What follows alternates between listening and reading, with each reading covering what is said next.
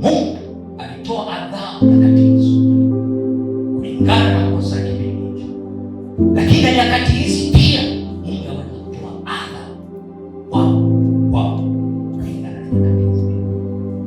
Ndio maana Biblia inauliza nyakati hizi ni msimamo upi ulionao katika nafasi yote hiyo.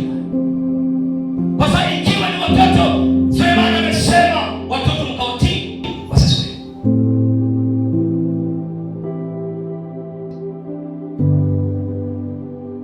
Biblia imesema mwanamume ukampenda mke wako, ukamtunze pia, lakini mwanamke ukamtii mumeo. Sijajua ni upande upi najiweka wakati huu, ila nataka nikwambie alipofeli Adamu sio ambayo alifeli ambayo nataka hii uondoke nayo.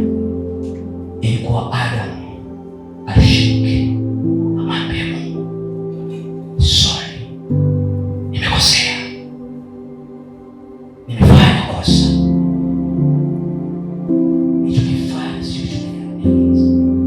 ulichokifanya, sio alipata neema hiyo. Siku ya leo kuna sauti nyingine, tulikuwa tunasoma story nyingine, tulikuwa na maisha mengi. Sasa sasa ni sauti ipi umeisikia kuanzia kwa mambo haya? Na inakwambia ni inawezekana sio kwanza siku ya leo, kuna miaka unaisikia inakubembeleza. Sometimes ulitii, sometimes ulikataa, sometimes unaitimiliza. Alipofeli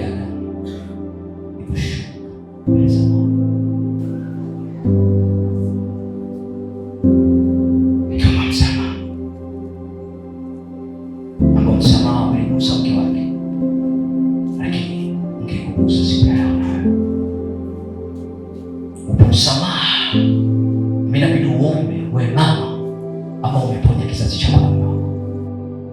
Uko msamaha, mimi inabidi wewe baba uombe, na katika msamaha sio tumekuwa maisha yako, umekuwa kizazi chako, umekuwa kwa sababu msamaha wako unagusa kizazi chote cha dunia, lakini alishinda kufanya.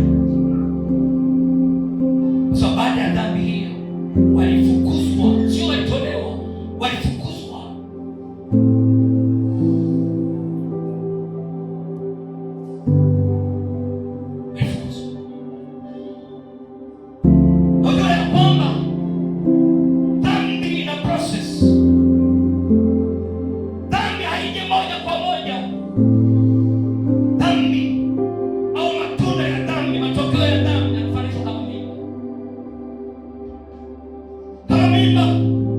Hawezi ukaitoa leo, kesho leo unajifungua. Hapana.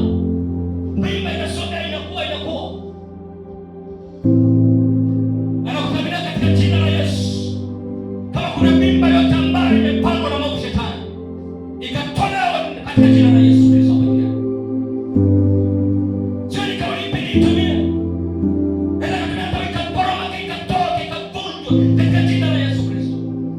Kwa sababu mimba iliyopangwa na Mungu shetani ikifika kiwango cha kuzaliwa italeta vitu vibaya ndani ya maisha yao, itapanda vitu vibaya ndani ya maisha yao, itapanda vitu vibaya ndani ya ukoo wao, itapanda vitu vibaya ndani ya kanisa letu. Shetani anabeza. Kila mtu anayeanza kuongea na wewe atafanya utafiti, akianza na kitu eti basi atakuwa na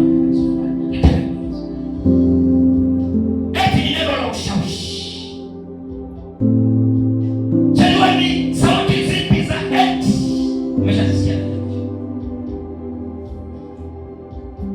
Ila naomba katika jina la Baba na Mwana na Roho Mtakatifu, hiyo mipango yote ya Mungu shetani ikabomolewe kama mafuta za keko.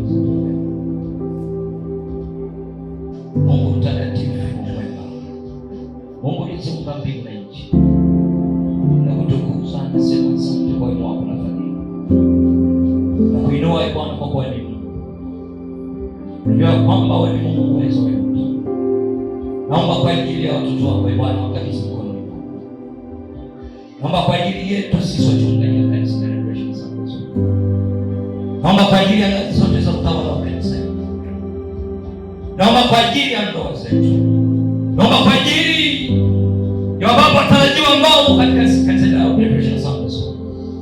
Wamama watarajiwa ambao wako katika kanisa la Liberation Sundays.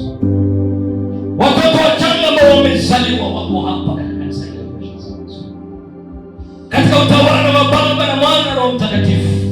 Na wewe naomba makusudi yako asije kabadilishwa na sauti ya mwovu shetani. Katika ngazi zote za umri tulizo nazo, mwovu shetani asije kawini akafanya kutufukuza kutoka kwenye uwanja ambao umetuandalia, kutoka kwenye bustani ambao umetuandalia, baraka zetu ambazo umezitenga tayari, baada ya Mungu tukaishi kusudi lako ndani ya mapenzi yako.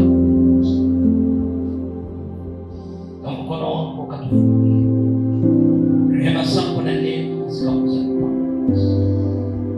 Roho Mtakatifu akatuongoza na kutushauri akatufundisha tukaitwa washindi baada ya ushindi. Nikamini ya kwamba Mungu mwaminifu wewe na kwamba haya utayafanya kama ulimwambia ile miti, na kwamba umesema